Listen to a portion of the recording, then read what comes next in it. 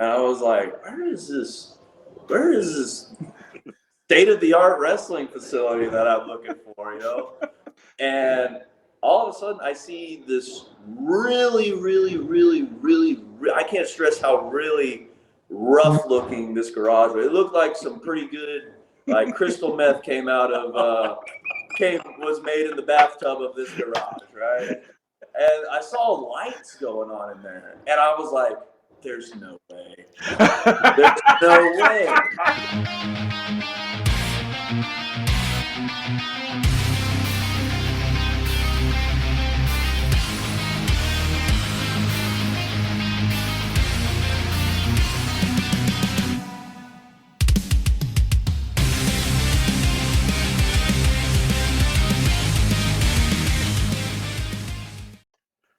What is up, Wrestle Geeks? It is Big Mike here with another special edition of the Countdown City WrestleCast. With me is my partner in crime, that guy Tommy. Yo. And as you can see below, we are joined by, I'm going to start by saying H2EZ, Always Hard JP Harlow, and the American Airman Joey Hyder. And I think they're frozen. We must have technical difficulties. We lost the connection already. Damn it. We were doing so well. Thank God. There you go. I was like, what are we going to do for the show? Just talk to the frozen screen for 2 hours? We could do that. But you could yell at them like you always do, Tommy, so there's that. It depends on the promotion. Well, that's fine. We're going to get into that. I yell at them in good ways in some places. There we go. So, JP, Joey, thank you for joining us. We do appreciate it. Thank you. No, thank you for having us. Thank you.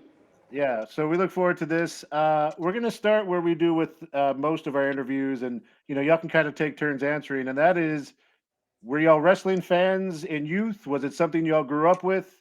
How was wrestling in your life? You want to go first? You want me to go first? Yeah, you got it. Oh, grew up with wrestling 100%. Like, ever since I was little, ever since freaking The Undertaker was putting people through the ring with choke slams and tombstones, I was a huge fan. Yeah, same here. My parents weren't wrestling fans, actually. Not that they had anything against it, per se. Yeah. They just didn't watch it. But my grandma Cheryl and grandpa Ronnie, they were the big wrestling fans.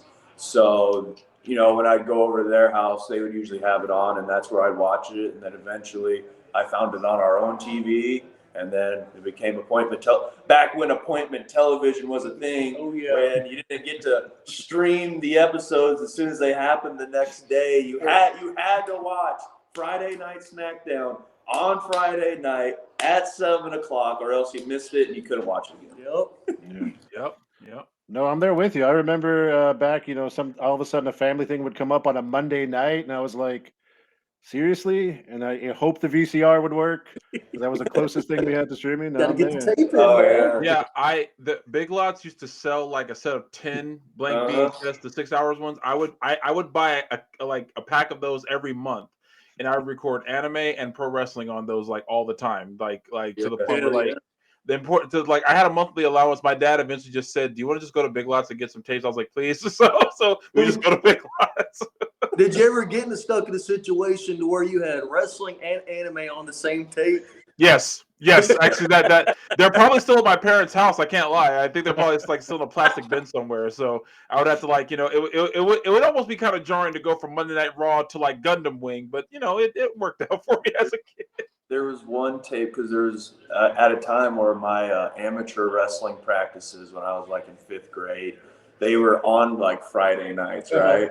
And so like I'd get home late to SmackDown or whatever. And I remember one of the time I would always tape like the first half of SmackDown, but I guess my sister also taped a show on one of them because one time I'm watching and I vividly remember Jesse and Festus are making their entrance. I'm like, yeah. And then all of a sudden it splices. And then there's this show called I Survived, a Japanese game show. I'm like, what's going on? It's like, wait. And so this isn't biscuits and gravy. I know. Yeah, I still have that tape too. That's amazing. Like it's Jesse and Festus, and then I Survived the Japanese game show. It's almost funny how now that kind of makes more sense in context than it would then. Oh yeah. Oh, that's amazing. So that's good. It seems like wrestling was kind of always in your lives going forward. Now, obviously, we talked about a little bit before we got started. You obviously y'all come from different places. JP, you're from Iowa. Hyder, you're from Oklahoma. Um, at what point do you start thinking of wrestling as a career, as something you want to actually get into? I'll just take this one. You go first. I mean, for me personally, being a pro wrestler, it was always, I guess, the dream. Even from the time I was a kid, when people would ask me like, "Oh, what do you want to be when you grow up?" I would always say professional wrestler. Never really said anything else. Like for a brief time when I was really, really little, I wanted to be I actually told people I want to be middle management, but that's just because I heard it off of a commercial. But that just sounded cool, I guess. So like when I was in preschool, be like, "What do you want to be?" I'm like middle management. But A realistic kid. I mean, yeah, right.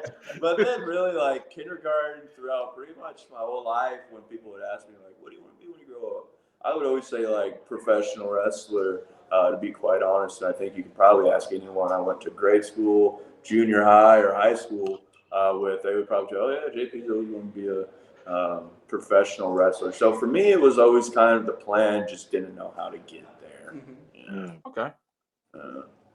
I mean, really, for me, same thing. Always kind of had that ever since I first saw it, and then really kind of clicked. I always had that idea of I could see myself doing this, and that I wanted to do this for a living. And didn't really come to kind of fruition, or at least really click until I was stationed in Germany. And I was stationed in Germany, and it was 2019 was when I started looking at wrestling schools. And the one over there in Germany, WXW, was the first one that I looked at, but it wouldn't have worked because from where my base was to where it was actually located wouldn't have worked at the time. And then I found out that I'm coming to San Antonio. And you had like three started schools looking to choose from. really though, I found out I was coming to San Antonio for my next duty station, and then figured I should at least give it a try and see if it works. And then so far, it's been paying off. Yeah, awesome. That's awesome. That's awesome. Before we go further down that road, though, back to your childhood in wrestling. Tell us your favorites. I mean, I think we all have some of those bigger names, but who are the ones for each of you that you really loved or really got behind as you were younger? I mean, for me personally, yeah, we always like the big names and all that stuff, right? But me personally, I always like the more character-driven people. So, for me, my favorite wrestler of all time has always been Goldust. Especially when I was watching him. Like, I was born in '98, so I really didn't know Goldust as the Goldust when he first got brought in. By the time I started watching wrestling, Goldust had like the stuttering gimmick. Yeah. Teaming with Booker T. Like, in my opinion, the best version of Goldust was when I started watching. Like I said, when he was doing the Booker T stuff, when they were the tag champs and feuding with, I think, Evolution, right? Yep. Yeah, they're feuding with Evolution at the time. Yeah, so Goldust was definitely one of my favorites. I always liked the Hurricane, Eugene, Tajiri. Always loved Tajiri, which, when he was in WWE, he was kind of like,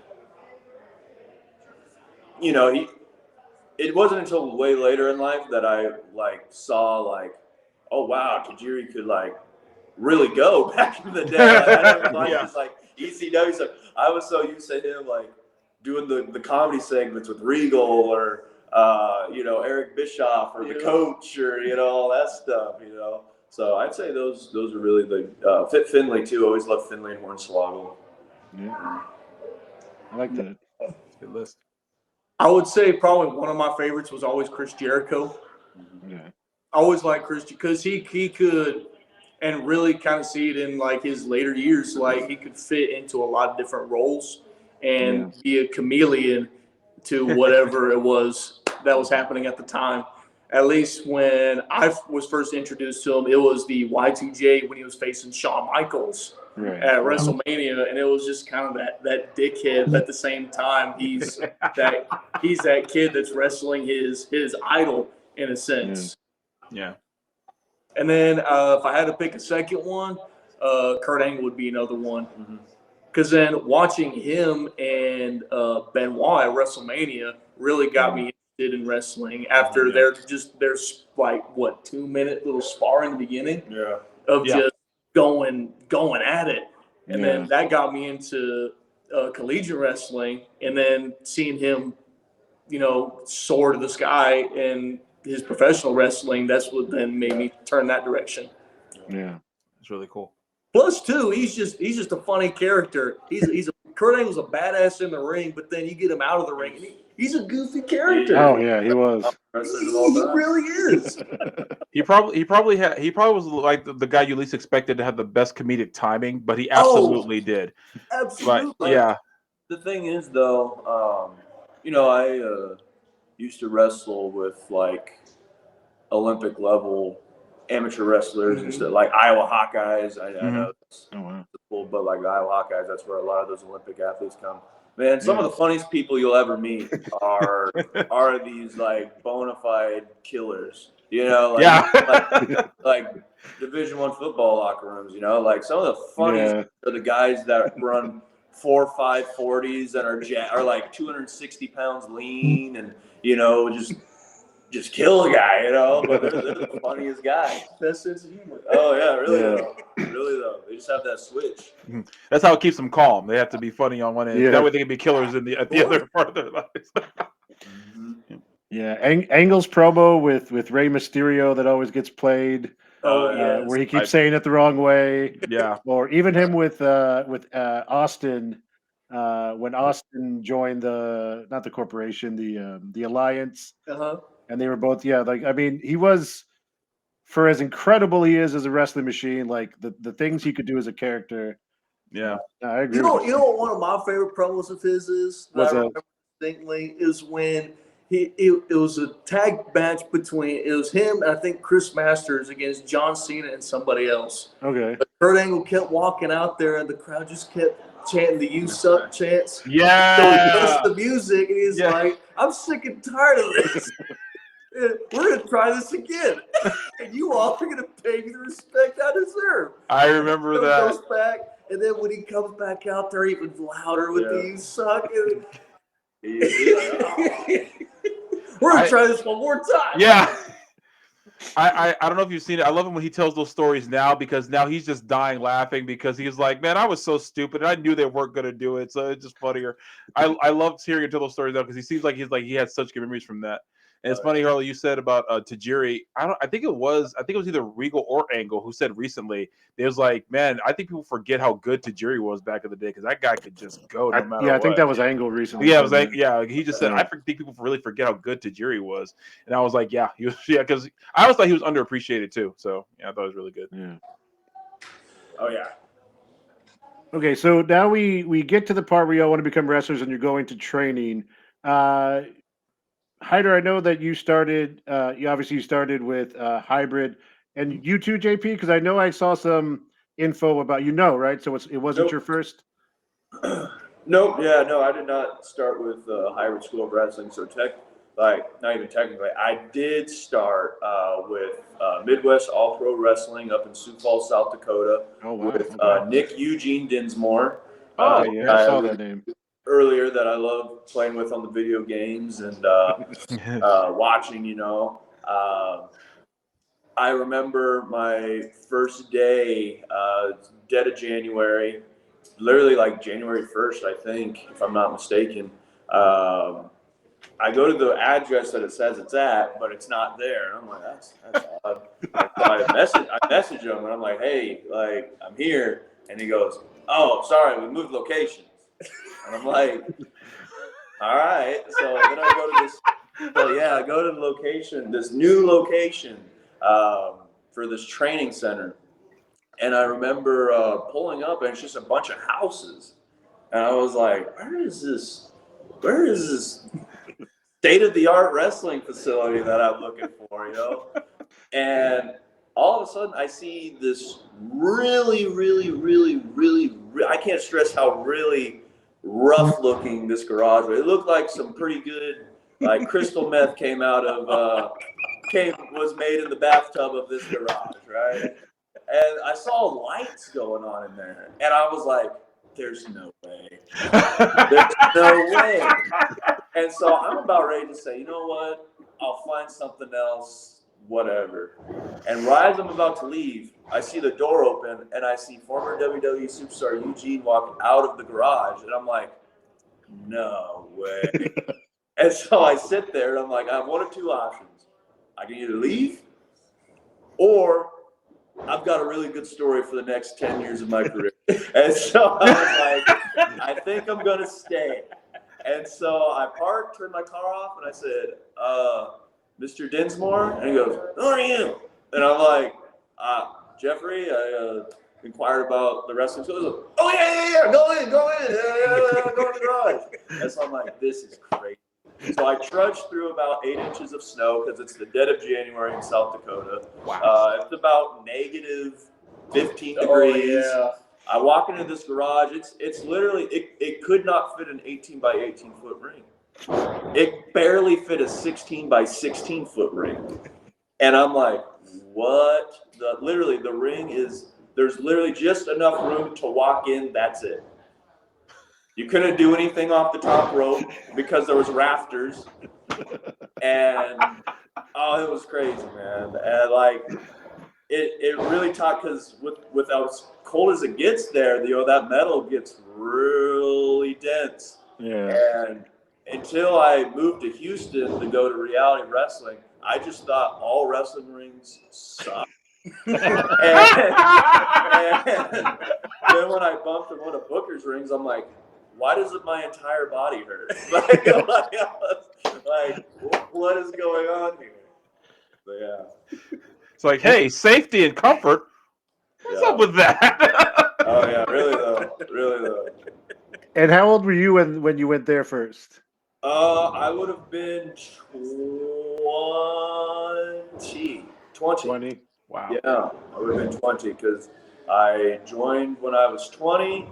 Had my first match that same year in April, and then, you know, wrestled there for a while. Went to Reality Wrestling, was there for a while, and then that's when I met Thunder Rosa and trained with her for a good while. And then eventually, actually, Thunder and I came over to Hybrid School of Wrestling, and been here ever since. Yeah. And was Reality of Wrestling what brought you down from North Dakota to Texas to Houston, or? Well, what really brought me down here, and this is going to sound bad and maybe a little selfish, but it was COVID. Honestly, like, Texas was on the radar at that time because I was thinking, you know, Eugene basically kind of told me, like, hey, you know, like, you should try to look into going to other places, you know, like, just to learn and, you know, mold the craft more. I'm like, yeah, okay. And so, like, around that time, that's when COVID happened, and like everything was closed up north and to the west because Vegas. I was going to go to Vegas and go over to Sin Bodie's school out there, Future Stars, and with Joe DeFalco. And you know, Vegas was closed, open. And I'm like, I'm not going to put myself in a situation where it's like, we're closed. Oh, now we're open. Now we're open. The city, not the school. The city, you know, with how yeah. Sure. And so I was like, man, what states are open? And I was like, well, Texas is open. And so really all I knew as far as Texas wrestling goes was Reality of Wrestling. I didn't know, you know, really anything else as far as Texas wrestling goes. And so that's why I moved. I hit up Reality of Wrestling, and they said, yeah, we'd love to have you. Went down there. Trained for about a month, and they put me on the show, and haven't missed a show since, really. And Joey, we talked a little bit before we got on the air, but you actually had an article come out about you in the Express News last year because you started your training with Hybrid around July 2020. Is that right? So I actually, my first day that I got started training was in April of 2020. Oh, April 2020. Okay. Yeah. And so we've talked to, we've interviewed several hybrid people already, and they all talk about that first month or that first period of just cardio. So before really getting into the ring, what was that first kind of, practice for you? Or what was that first amount of time before you got into the ring where you're just working on cardio and stuff like that? So for that little first month period of just basically doing cardio, I mean, it is no joke. If you're not putting in the work, you're not putting in the effort, you're definitely not going to not only get in the ring, but then you're just going to blow yourself up even more in the ring. But to the other side of it, I was already used to that type of cardio. Sure. Being a Raven in the United States Air Force, like I would do like workouts like that with my troops like on a daily basis. Right. So I was used to already those high reps, high repetitions. All right, we're gonna go run this, we're gonna run that. Too easy, and then we're off to the races from there. And then it's pretty much just a waiting game from there. That's how I felt it. Like, hey, get a nice little workout in for 3 hours. Hey, when is the time? Can I get to the ring? Give it another week. Too easy, and then just keep. Yeah.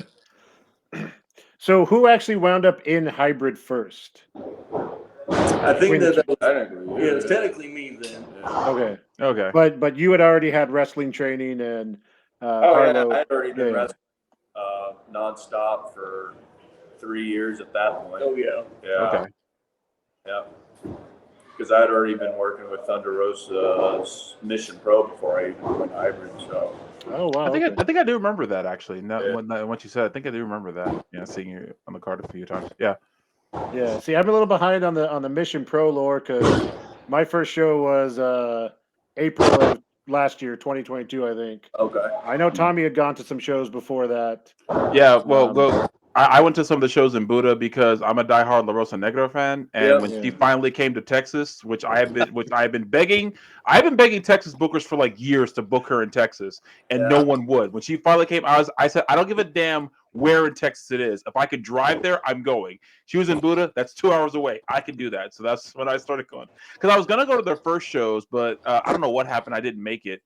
And then like COVID happened because I kept saying I'm gonna go to a Mission Pro show, go to a Mission Pro, and then COVID Right. happened and everything shut down. But then when they had the first show and she was there, I was like, "Yep, I'm in."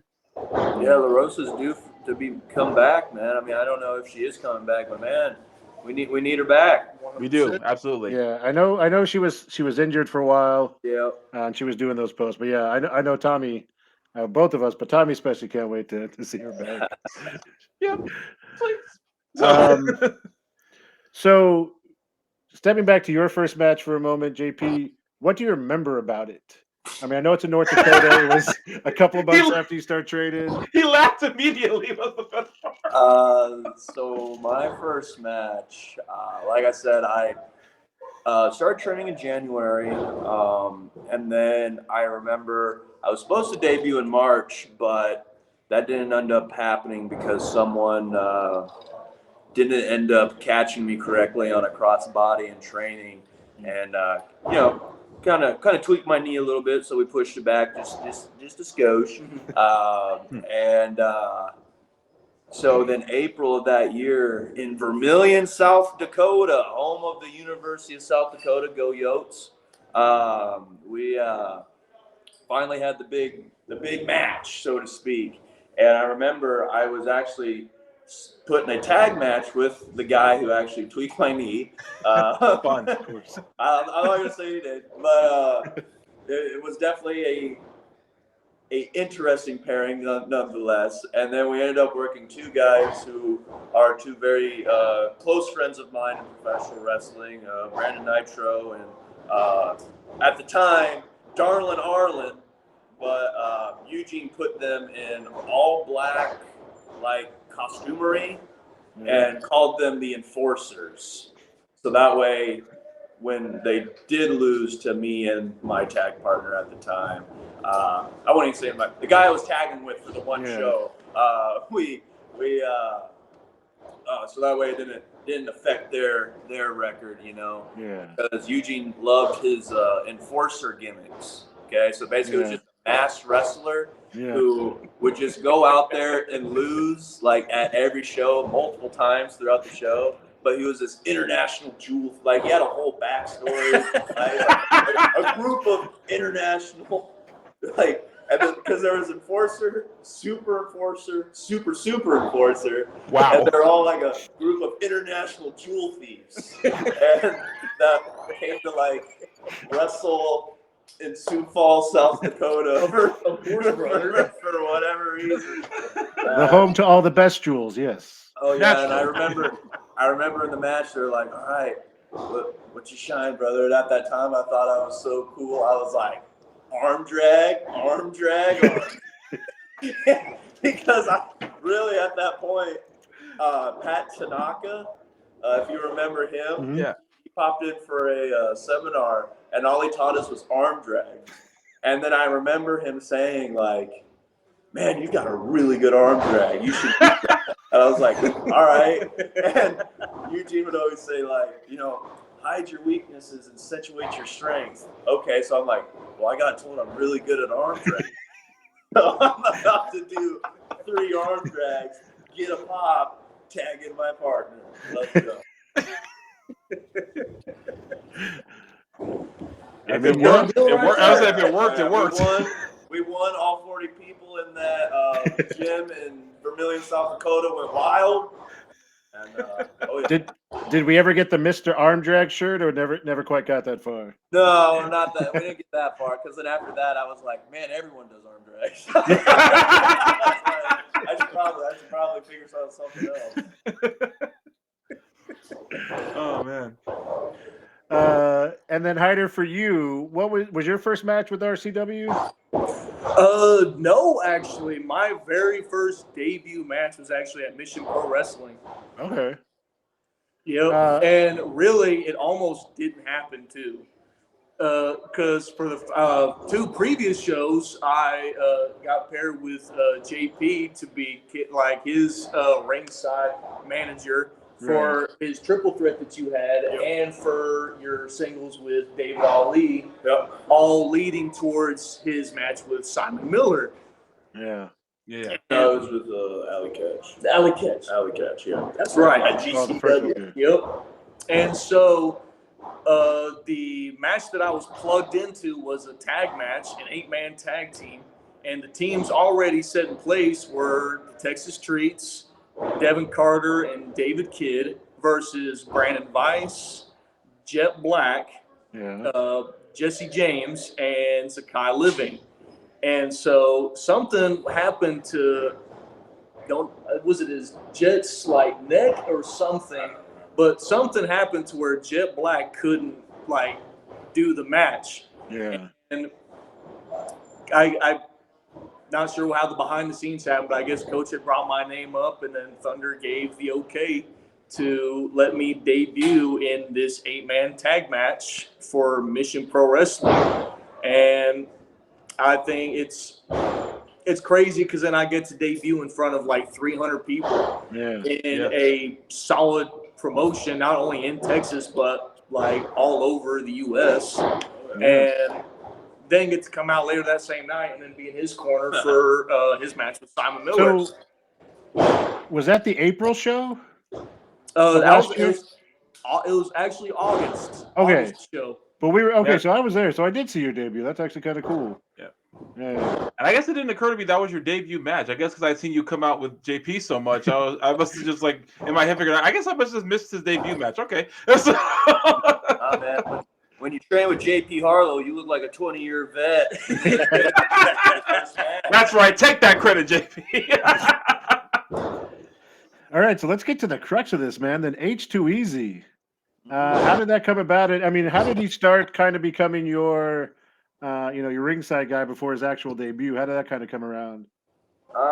So I remember for the mission thing, they kind of forget like why they wanted me with managers. No, you know what Brian told me?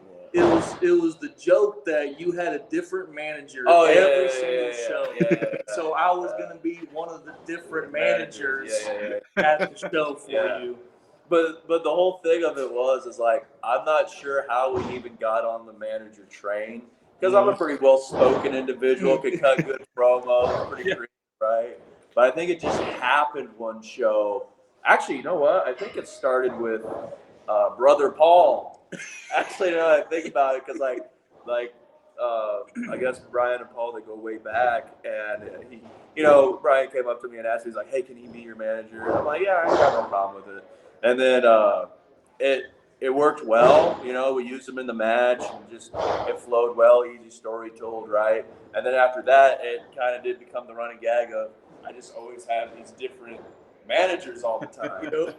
So, and then eventually, it wasn't even gonna be Joey. They had picked someone else, but then that person ended up being late or didn't even show up. But then they're like, "Oh, what are we gonna do? What are we gonna do? We need me and the manager." And I'm like, "Well, what about Joey?" And they're like, "Was he ready?" I'm like, "Well, yeah, he trains with me every day. Like he won't mess up." And they're like, "Are you sure?" I'm like, "Yeah, go ask him." And so they went and asked him, and he was like, "Oh yeah." And then we ran to Academy, I think, and bought a bunch of America stuff. Yeah, we went. Rest is history. He kept the job. Pretty much. So is that the origin of your American flag pants that you wear fairly often? No, that's just him. Oh no, that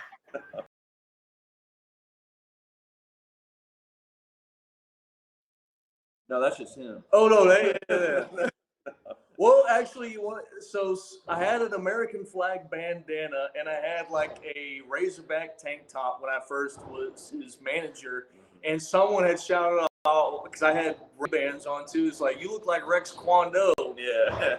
And so so when's the first time you two guys tag team together? So first time that we tag team together, if you want to count it with us, is with RCW in a 6-man. Is when we first got put together. Was that the first time? Pretty sure. Oh, okay, yeah. That was the first time we were facing off against the Kingdom. Yeah, Rob Love, Stud Stash, and just James. Yep, that is the first time. Technically, as far as 2-on-2 goes, that would have been January 1st of this year. January 1st of this year. Wow. Yeah. Who was the third person in your 6-man against the Kingdom? It would have been ASF. Yeah. ASF. Oh. Yeah. Oh, I remember that now. Okay, yeah. All right, I feel like I'm a little out of it, but I'll tell you later. Okay. We're good. It's all good. So both of you, within the last year or two, have also had some appearances on television. Y'all good? Okay. Uh-oh. Oh, look, it's the hybrid lobby. Hey, I know that room, I think. Yeah. Yeah. So JP, you had some matches on Dark Elevation, right? Yes, I did. Who were the matches against? So the first match would have been against Andrade El Idolo at the Jacksonville Jaguars Stadium. Right. And then I've actually never done a dark or an ROH or anything in Texas. I've got all those matches in Florida. So Of course. The second one was against Sunny Kiss at Universal Studios. Okay. Okay. Nice. No, cool.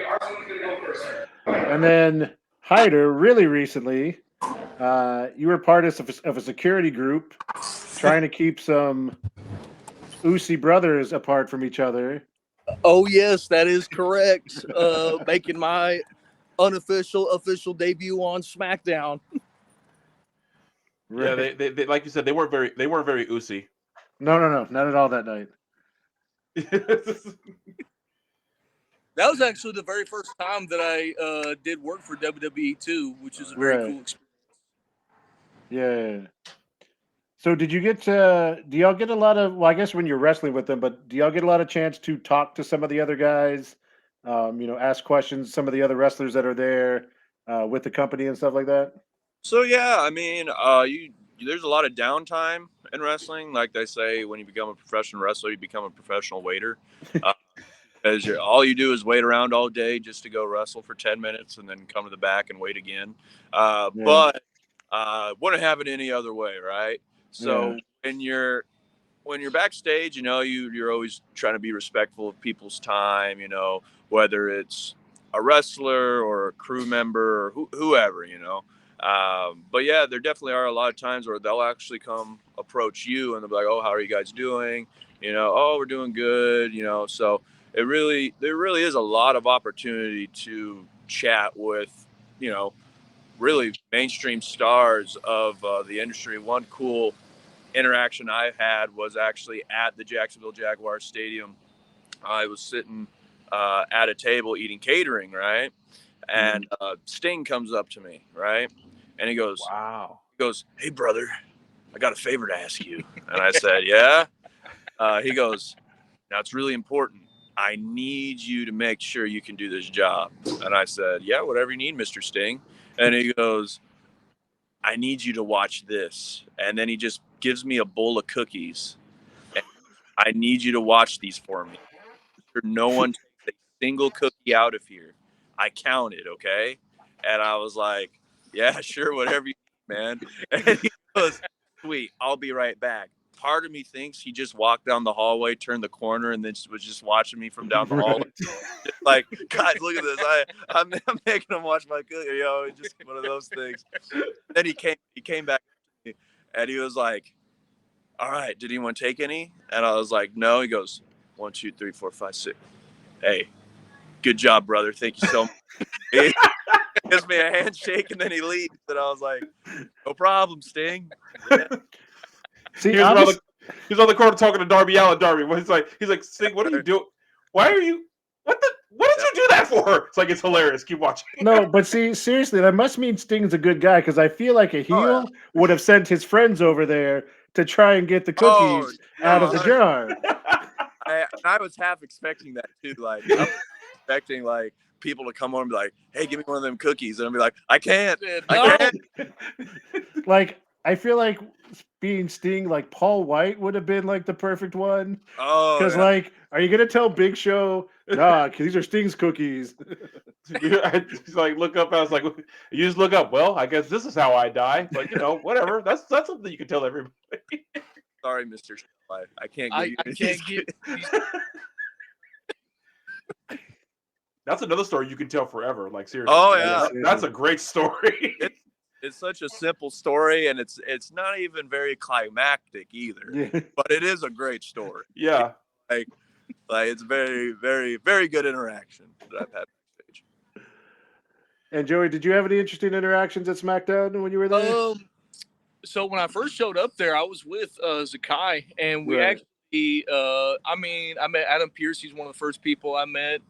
Then got to ride the elevator with Jamie Noble and Molly Holly. Oh wow! Oh cool. They got to talk with Molly a good little bit, and ended up saying like, "This is my first time, working for y'all." And she was like, "Oh, then let me give you the tour." And so end up getting a tour of like the whole stadium from Molly Holly of like is. She ended up getting lost to where we needed to go. So she asked members and everybody else, like, where do I need to take these guys? Like, oh, go down this way. And, we're going down the hallway, and then they look down and we're like past where we're supposed to turn. They're like, no, this way. But yeah, that coincides with everything I've ever heard about her. Is that she's like the nicest person in the world. So yeah, that's so cool. That's so cool. Conversation that really stuck out was with Jay, because just sort of having that segment with him. Yeah. And before he went out to do his thing, I remember him, looking back at me, and I was like, "Let me capture the moment of the reveal before you get me." And I think that's just kind of within like a hidden message in itself of like capture your moments. Yeah. Because then if I was too early to get him before everything came off, it would have been ruined. Right. Let me capture the moment, then come and get me. Yeah. That's cool. Awesome. That's really cool. All right, Tommy, I think it's time we need to talk about it. Yep, let's do it. Okay, guys. The Texas Wrestling Multiverse. Because there's H2EZ, and then there's Men's Revolution. I like We one. like H2EZ. We like H2EZ. Right? Got the flag right here. Yeah, there it is. Yep. The one and only Power Tower. Or Yep. Tower The Tower. one and only. The one and only. However, Men's Revolution can stay in the casket where they're. Come on now. We did have Black Swan on the show before the casket match of the weeks leading up to it. Okay.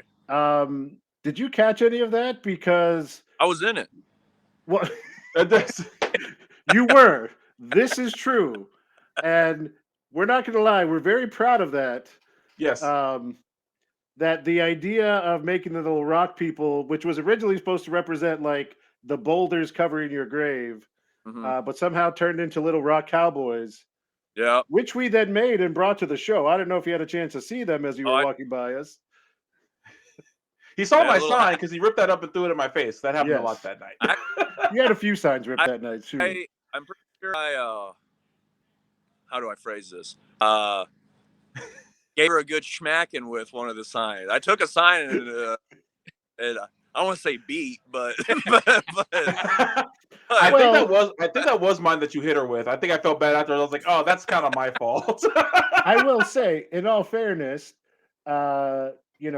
McMahon and Shane O'Mac actually gave her quite a beatdown. Which, by the way, amazing cosplays. We love those. I can't lie. I was falling out laughing when y'all came out. I was like, okay, damn it, that's hilarious. I'm confused. I don't recollect us cosplaying. That's just what we wore. I apologize. Wrong words. Sometimes wear a do-rag. I don't know what you're talking about. Sometimes I wear a baseball jersey with American Hero on it, And dance in a very specific way. Oh, yeah.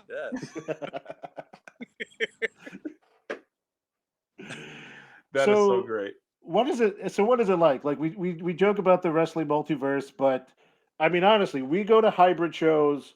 We go to RCW shows. You guys are huge over. Everyone kind of loves y'all. You're doing your thing around the ring and everyone's giving you high fives. And then you go to Mission Pro and you guys have perfected just getting the entire crowd to hate y'all. Awesome. I mean, just kind of talk about that. What is it like to kind of be those two different things? Yeah. I actually do enjoy it because then you get to see, especially this early in my professional wrestling career, you get to see both sides of the spectrum and get to on being a really good bad guy, and at the same time being a really good guy. I get to see both sides of that and get to play into what is the character of the American Airman versus the American Hero aspects of the character. Right. And then I think it's a testament to just, not to blow ourselves up here, but it's a testament to really any company out there that wants to use us, that you can use us for heel or face. And we can be just as over as baby faces as we can heels, which is very, very paramount if you're going to be signed to any company or work for any company, because if you're just going to be, it's very, very, very rare for a person to just be one thing their entire career, and so for most people you have to show that you can be a heel, which however you want to be a heel, as long as it gets over as a heel, and then you got to show that you can also be a baby face, a face of the company. Because even just outside of San Antonio, we go up to Dallas, we're heels there. We go to Houston, we're heels there, but then in Corpus, I'm a baby face there. Okay, yeah. So it's like, it really does show that we really can do it all for a wrestling company out there that wants to use us. Yeah, I agree. I agree too. And you'll have some, especially with Mission Pro where you're so hated, you have some very fun fan interactions. There's the adorable little girl with the leg braces who you yell at a lot and then chases you back a little bit. How easy was that for each of you, kind of finding not just your characters, but the interaction with the fans where you can kind of do those type of things and feel comfortable with it? You want to start on this one? You want me? I got you. So as far as like, I mean, there's two sides of that. There's two sides of that question, right? Because on one side you have the heel aspect of that all, right? And so as far as a heel goes, like two people that actually, and I've always given them credit for this. Two people that helped me figure out how to be a good heel was Rodney Mack and Jazz. They taught me how to be a good heel and how to get heat, not through cheapness, like, oh, you suck, or oh, you know, boo you, but getting your heat through your opponent through the match. You know. And then another person that actually really kind of clarified a lot of things was a guy that I wrestled this year by the name of Jonathan Gresham. You know, I wrestled with him, and he's just a wealth of knowledge. And he kind of broke it down like this. Like, he goes, he's never understood why, especially at indie shows, there's these heels that come out and they're already angry. You know, like, why are you so angry? You know, like, just go out there and get your heat through the match. And, you know, that's only actually helped me become a better heel, which is getting my heat through the match, and not just because anyone can go out there and say, you look fat, you look stupid, you know, whatever, that low hanging fruit. You know, anyone can go out there and choke somebody on the ropes, but until you actually like can get heat through your opponent without having to do those cheap things, I personally don't think you've experienced being a good heel yet. You know, like, you have to be able to evoke that emotion without being cheap. Getting cheap heat is okay, and there is time for it, but you know, until you can find a way to do that without being cheap all the time, that's when you really figure out how to be a good heel, in my opinion. If that answers your question. Oh yeah, I like that. I love it. You got me. I mean, I want to, before you showed up, Brandon Weiss actually worked with me a little bit on being a good heel. And I think his big takeaway was, when you're starting out, find the kid. Of course he would. Find a kid. Find one kid out there that you, if as soon as you lock eyes with them, like, it's an instant connection, and then you zone on that child for the rest of the match. He's the world. Nobody else matters. That person's the world. And so I would watch him in his matches, and I would see him do that. And he'd even be picking certain ones too, like, nah, not you. Nah, not you. Oh, you. You're the one tonight. And that's one of the big takeaways that I kind of got from it. And then it's just kind of letting that personality flow just amplified to a 10. Because I've done like theater before in school before, and I've played like those villain type roles before, and it's just diving down into the root of the character, which it's an artistic form, but definitely works. Why is the character the way that he is? A good heel is the hero of their own story. You know, simply put, like the best villains, whether you want to look at comic books or whatever, they're the heroes of their own story. You know, like a guy like, and I always like to use this example, a guy like Mr. Freeze, right?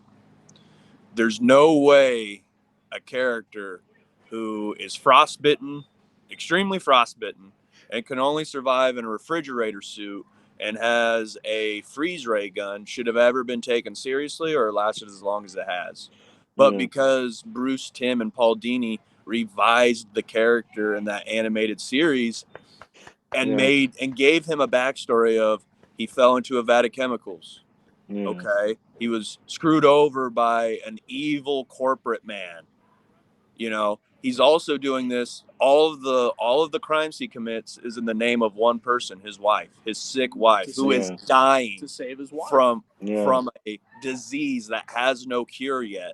You know? You know, so in Mr. Freeze's mind, when he kills someone or he robs something, he's doing it because he feels like he has to save his one true love, right? So he really is the hero of his own story, even though he's doing horrible things. Yeah. Thank you. Someone who finally understands that. Oh my God. Yep. I'm a diehard DCAU fan, and finally someone who explained it perfectly. I've been saying it for years. But anyway. I was gonna tell you, be careful mentioning Batman the Animated Series. Tommy will have you here another hour. I live and die by that series. A whole podcast about that. Actually, I'm supposed to be starting one pretty soon, talking about like cartoons and anime and stuff. So the second I do, I'm letting you guys know. Yeah, you have to have us on. Yes. I could go for days on that one. Oh yeah, absolutely. Oh, that's gonna be fun. Oh yeah, I can't wait. Mike might just sit and just watch. Actually, one of the coolest celebrities I've ever the coolest celebrity I've ever met in my life was Kevin Conroy. I got to meet him too. Yeah. And I met Robin too. They were both really cool, but Kevin Conroy was just, he was definitely one of the coolest celebrity I've ever met. He was super nice. Yeah. But we'll save that story for Tommy, looks like you got some episodes for your podcast now. Yeah, I'm about to start this thing really soon, man. Damn. So as we're kind of closing up here, I did want to ask this, and I have to ask on behalf of my best friend JC, who is normally the host of our normal podcast, but doesn't get to do a lot of these interviews during this time, because he has 2 little kids. But he is a big Houston Astros fan, and he became a fan of yours when I told him, I think it was the Simon Miller match, or maybe the Shota match, that you came out with the trash can and the Astros jersey at Mission Pro. And that's all I had to tell him. And from that time on, anytime we talked Mission Pro, he had never been to a show. His first show was the Izzy debut a couple months ago when he took the kids to see her. He was like, JP's the man. They're going to put the title on him. They're going to go all the way with Men's Revolution. They're the best. And I was like, I mean, it was, yes, maybe. But then when he showed up, you were in the Houston Texans jersey. And then he was kind of like, well, I don't know about that. So I know y'all, when y'all use the Tower of Power in the reference, he is old school committed to the Oilers, that he is a Titans fan, because he stuck with them even with the move. So yeah. Well, yeah, sounds like you need some merch. Oh yeah. I think you would appreciate the Tower, because was it what last week or 2 weeks ago they played in the old Tennessee played in the old last week. Last week. Which is almost, and I'm just gonna say this, that's almost like a curse to that quarterback that debuted. Like that's sports curse written all over it. Like, how are you gonna debut your rookie QB in Oilers gear, and then he goes and has the game that it's almost destined that he will never have a good game like unless they're wearing the Oilers stuff. Like I can see it already. Like he will never have a good game unless they wear those Oilers. I can tell you what, if he has the bat, if the next time he plays this bad one, that's what every single thread's gonna say immediately. As soon as they announced that Will Levis was starting on the Oilers game, I was like, I get it. They need to change a QB immediately. But, hey, can we just give it a week? Can we just start him next week? Because that has sports curse written. You're right. Over. It really did. Like, I didn't even think about that, but you're absolutely right. Totally. I guess the jury's still out on that. We'll see how he does this week. But I'm just saying. They also played the Falcons. Yeah. So it's like, did we really get a good look at? Did we really get a good look at what this guy can do? I mean, this dude puts mayonnaise in his coffee for Lord's sake. Lord, man. Like on the flip side, would it be the worst thing to just turn back to the Oilers jerseys and wear them every week, anyways? I mean, I've been saying they should just become the Oilers again. Honestly, at this point, at least the Texans should change their name to Oilers. Give them something to look forward to. I don't know. It'd be exciting. It's got to be hard to be a Texans fan in San Antonio.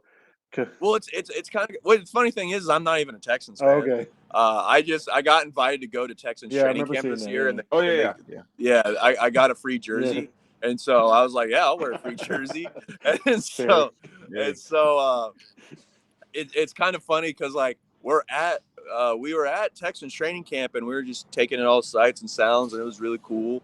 And literally we met one of their directors, right? And the director's like, yeah, The team's not been doing too well the past few seasons, and we're just trying to expand our outreach throughout Texas. I was like, oh, okay, well, I understand, but like, is there a certain reason why you're trying to expand? They're like, well, people don't like us, so we. Oh like, wow, he was just outside of honest Houston, about it. Nobody likes us. Let me just So- break it down for you like this. Yeah, like, No one likes us. Really No one needs though. your help. they're like the city of Houston's about it. So Austin is pretty much swallowed up by Cowboys fans. All of South But San Texas. Antonio, that's an untapped market that we need to like. All right, yeah, go for it. Yeah, San Antonio is a Yeah. battleground for Dallas and Texans fans. Actually, Yeah, I so- don't know if it's a Uh-huh. battleground as much as I think it's more Cowboys. I Yeah. think it's definitely. but But I would say if they brought back the Oilers, there would definitely be a big swing. That's true. in that. That yes. Probably. yeah, People love the Oilers. absolutely. Yeah. All right, so as we kind of keep kind of come to an end here, for each of you individually, or maybe even as a team, what are y'all's plans, or what are y'all looking for in say the next 5 years? What's the goals as we're moving forward here? I mean, for the next 5 years, I mean, we've kind of talked about it this year, but it's manifesting, speaking into existence. If not one of us, or if not both of us, trying to get signed to a major company within the next 5 years, that's one of the big ones. Second big one is to earn how many championships did we agree on? All of them. It's a good number. You guys would be like Ultimate Dragon with all the junior heavyweight belts, just with like all tag team titles. I would not be mad. I wouldn't be mad. And I'd say, he pretty much covered what we talked about, but I'd also say there's a third thing, and that's just getting that H2EZ brand as, a noticeable brand. You know what I'm saying? Right. Like, you look at that, you think H2EZ, Right. with shirts, merch, stickers, whatever it is, like just having it as an actual brand, So I like that. Yeah. Well, I will say, all kidding aside, faces or heels, you guys, you're phenomenal in the ring, and and your character work immediately comes out. So Yeah. I don't see why that can't happen. It's literally, to me, like with when I see talent like you guys, it's just a matter of opportunity now, because you have all the tools that can work. I mean, I meant to say this earlier, but the backstage segment you guys filmed for Mission Pro with the casket, it was like what, 2 minutes long, and I was in stitches laughing. I was like, okay, this is just and I love it if you can like get that short amount of time and still like have a great moment. Yeah, that's all you need. Yeah. So. Oh, we appreciate Yeah, that. so, Thank you. yeah, because cause like I said, I've always loved your character work, so it didn't mess. So, because like even stuff with like, I was supposed to be mad at you and hate you, but that was really funny. So I can't laugh, right? Because that was actually pretty funny when they did that. Well, one last thing on that casket match before we go too, and I know y'all saw it because I think both of y'all retweeted. My seat was literally right next to the casket as y'all had the little finishing thing where she kicked you and put you in there, and I'm sure you heard Tommy's blessing as they got ready to close the casket on you. But if you didn't, he just yells, "And rest in peace, you SOB." Yeah, As you just see Harlow. Oh yeah, man. Oh yeah. I've said this before, and I'll tell you guys too. To tell you guys, like, it never occurs to me how loud I am until I see a playback. It never occurs to me until like after I see it after the fact. Like, oh, I am that loud. Okay, I should maybe stop that, but I haven't yet. Yeah. Oh yeah. No, that was a funny moment. I definitely heard it as I went unconscious in the casket, so to speak. And then luckily we saw y'all the next night at RCW, but on I don't know if you heard about this, but on a Mission show on that Tuesday that they do with Mission Pro, Brian was in the chat and he goes, "Huh, I don't remember if I took JP out of the casket. He might still be in storage."